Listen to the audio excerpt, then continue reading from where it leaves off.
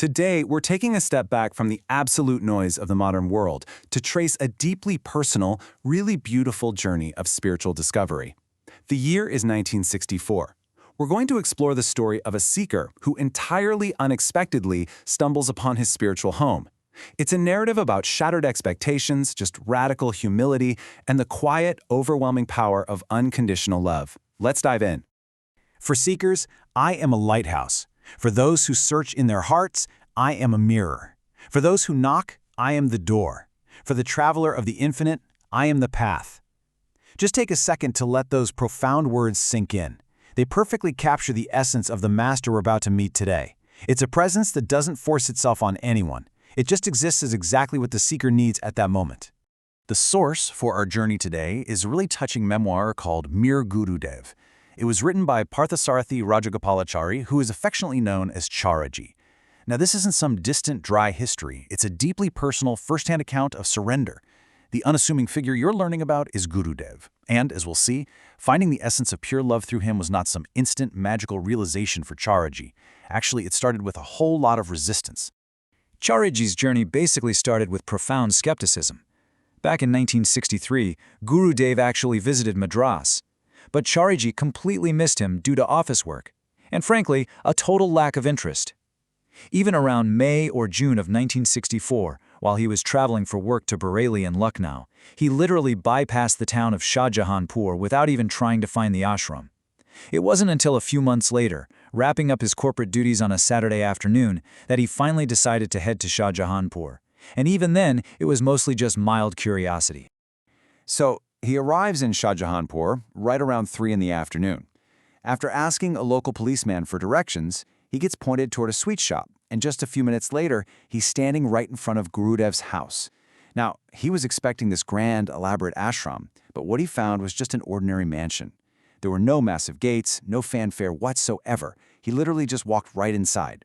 And this is where it gets really interesting. Upon his very first glimpse of the master, a wave of stark, totally honest disappointment just washed over Chariji. He was led into a room where this frail, small man was resting on a very low cot facing the wall. Sitting there for half an hour, Chariji started feeling this deep regret. He actually thought to himself, can this man really take me to my spiritual goal? He looks like he might need help just to walk. Why did I travel all this way for this? It's an incredibly relatable, candid admission of human judgment, isn't it? But then, the turning point. Gurudev woke up, turned around, and looked right at him. Chariji noted that, most people have opaque eyes, like a veil hiding what's behind them. But Gurudev's eyes, they were completely transparent.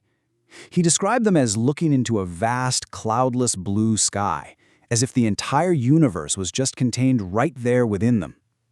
He immediately thought of that beautiful mythological story of Mother Yashoda looking into baby Krishna's mouth and seeing the entire cosmos. In that single, piercing glance, literally all of Chariji's doubts just vanished. His intuition knew instantly. He had found the master. You have to understand the cultural context of India at that time. A guru was almost always accompanied by pomp, a sense of superiority, and they usually demanded strict service from their disciples. Chariji had seen plenty of figures exactly like that, but Gurudev was radically different. He was completely stripped of any showmanship or arrogance. He was simple, he was humble, and astonishingly, he seemed completely eager to serve his guest. And then came this act of just unimaginable humility. After bringing Chariji's luggage inside, Gurudev walked out to the courtyard well. Remember, in those days, a hand pump was the only source of water. Instead of calling for a servant or asking the disciple to do it, this elderly, frail master physically pumped the water himself, filling up a bucket for his guest's bath. Chariji just stood there, completely frozen in this mix of awe, reverence, and deep shame, unable to even step forward and help. It was a literal masterclass in humility, taught entirely without words. Gurudev didn't act like some distant, untouchable deity. He moved with the tender care of a loving host. He arranged the luggage himself. He made sure there was a fresh towel right near the well. Later that evening, he specifically came out to check if his guest had any dietary restrictions, like avoiding onions. And, knowing Chariji was from the south, where meals traditionally end with yogurt, he went out of his way to specially order curd for dinner. These tiny, deeply personal acts of care completely shattered every preconception Chariji had about what a spiritual master was supposed to be. Now, despite all this incredible warmth, Chariji's mind was in absolute turmoil from the day's revelations. When it was time to sleep, he just couldn't. Right near his bed hung this large oil painting of Gurudev's own master, 80 Guru Lalaji Maharaj. In the quiet darkness, Chariji tossed and turned. He felt as though Lalaji's piercing eyes in the painting were staring right through him, penetrating his very soul. It was a restless, uneasy night, but it was a clear sign that a profound internal shift was already taking place. The next morning really showcased the absolute naturalness of an authentic life. Waking up early, Gurudev simply sat on his easy chair, smoking a hookah, his eyes gazing far off into the distance in silent thought. He drank a glass of warm milk, vigorously rubbed some medicinal oil into his scalp from a little first aid box, and went for a bath. He came back wearing just a simple, damp vest and a dhathi. No theatricality whatsoever, just the quiet, beautiful rhythm of a deeply grounded existence. Though he was small and frail in stature, Gurudev possessed this incredible, serene grace. He had fair skin, a beautiful white beard, and Chariji particularly noted his highly artistic, expressive hands, which he moved so gently when he spoke. But most importantly, he observed Gurudev's feet. They were incredibly soft and pink. Touching them, Chariji finally understood that ancient scriptural metaphor of lotus feet. It wasn't just some poetic phrasing anymore, it was a physical reality of pure, untainted divinity that he was witnessing firsthand. And here's the thing, despite his immense spiritual state and this huge impact he was clearly having, Gurudev humbly deflected all the credit. When answering questions, he would simply say, "Everything happens by the grace of our Guru Maharaj." At first, Chariji wondered if leaning on his own master, Lalaji, was a sign of weakness, but he very quickly realized it was the exact opposite. To Chariji, this total, unwavering trust and surrender wasn't weakness at all. It was the very source of Gurudev's unshakable resolve and power. As Sunday afternoon rolled around, Chariji was sitting alone on the veranda, kind of hesitating to disturb anyone. He had lunch at 1 o'clock, and he was gearing up to ask Gurudev for permission to head back to Bareilly. But right before he went in, he was forced to stop and wonder.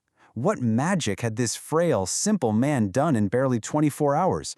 I mean, they had barely spoken. The conversation hadn't even been strictly spiritual. It was just a quiet display of hospitality. And yet, this absolute storm of emotion was brewing inside of him.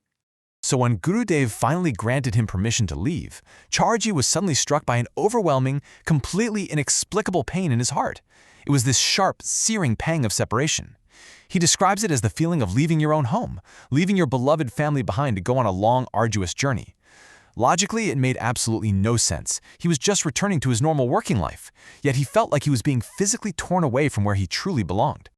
Then came the ultimate breaking of his defenses. His eyes just filled with tears. For the very first time in his entire adult life, this highly rational, educated corporate professional wept quietly for half an hour.